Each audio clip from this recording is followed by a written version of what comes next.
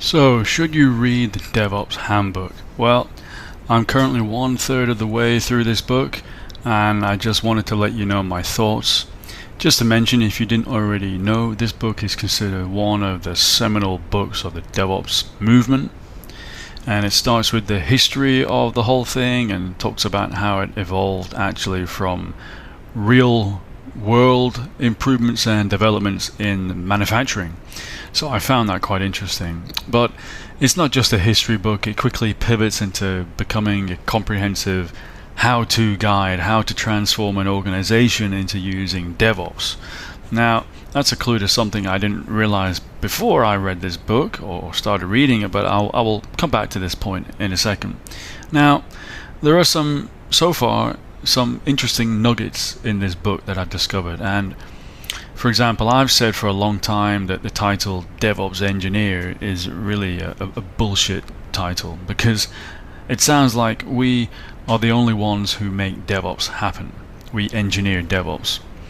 I mean, we do that indirectly or directly, of course, because a lot of the common tooling, as much as I hate the dominating focus on tooling and not on other things, but if you use the common tooling, it actually helps promote DevOps, and the book goes into detail on that. But actually, this book reinforces that DevOps is the effort of the entire organization, and everyone is or should be involved, from developers, but also InfoSec, product management, etc. So this book is actually not just for DevOps engineers, it actually should be read by all of those teams as well. Now, something else I found interesting so far is that the book also describes platform management. You know, this idea that actually ops or DevOps, as we now say, the ops or DevOps team, they should create a platform that developers can self-serve from. So in short, the developers are our customers for our product, and this is an internal product. The platform is an internal product, and the customers are developers.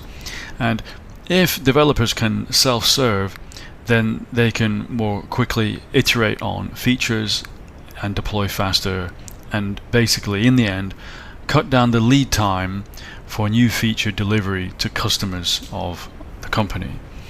Now, the weird thing is that many people that I speak to these days, they talk about platform management as some kind of new concept, but actually it isn't. It was described in this book way back in 2013, I think. I mean, I read the second edition, which came out a bit later, but I think that they were talking about this in the first edition in 2013, so that's over 10 years ago.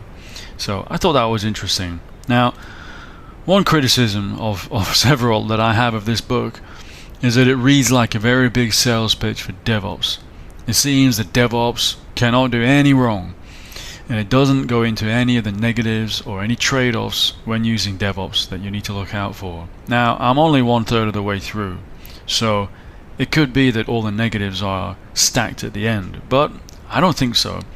And anyway, even if they are, why not mention them as you go along? So yes, this is a handbook, but I still think that negatives should be mentioned along the way, if for no other reason, so you can exercise a caution as you go about doing this.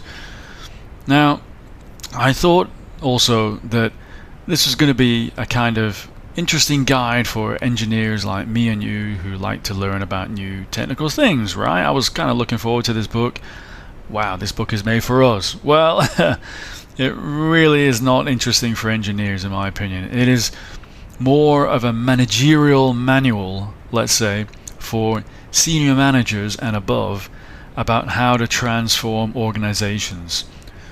I mean, that is interesting for sure. I find it interesting. It's definitely interesting to a degree, but it makes for extremely dry reading. I found it very difficult to concentrate on this book, and several times I've had to backtrack. I've found it extremely painful to read more than even just 20 pages at a time. Okay, so it's kind of interesting, but it's very dry and it's very boring. It'll switch you off. You can only take so much of it. And here is the worst part. I googled and I discovered that this book, in terms of length, is basically reaching the upper limit of book length for novels. Okay, think of like a Stephen King book or something like that. It's reaching the upper limit of what you would expect for a novel, and it's actually getting to the territory of a much longer book, like something out of Lord of the Rings series. So this is way too long for a handbook, management or not, that's intended to talk about implementing a new kind of engineering. It's way too long. It would have been much better to condense it into half of the length or even less. It is way too long. I even heard that they cut this book short. Well, then they were trying to make it even longer than it is today. It's still way too long. So, in fact, what I might do is I might drop this book shortly and come back to finish it later. I don't like to do that, but given the above, I might do that. And then in the meantime, I'm going to pick up another book that you might have heard of by the same author called The Phoenix Project. Now, this is a fictional book, but it's a story, and it flows like a story about a company in crisis and how they overcome their struggles using DevOps. And I think that this is going to be a lot easier for me to read. And then I believe it will also make DevOps Handbook more interesting when I go back and read this afterwards. So anyway, I will be back later to give you a full review when I complete the DevOps Handbook. So should you read it? Well, I would say that if you are a DevOps or a cloud engineer, then you kind of have a duty to read this book at least once. I wouldn't call it a pilgrimage, but I really do think you should read this at least once. It does contain some good nuggets of info, some very useful epiphanies that you will have when you read this, and you won't get that from just reading summaries. I already have noticed that myself.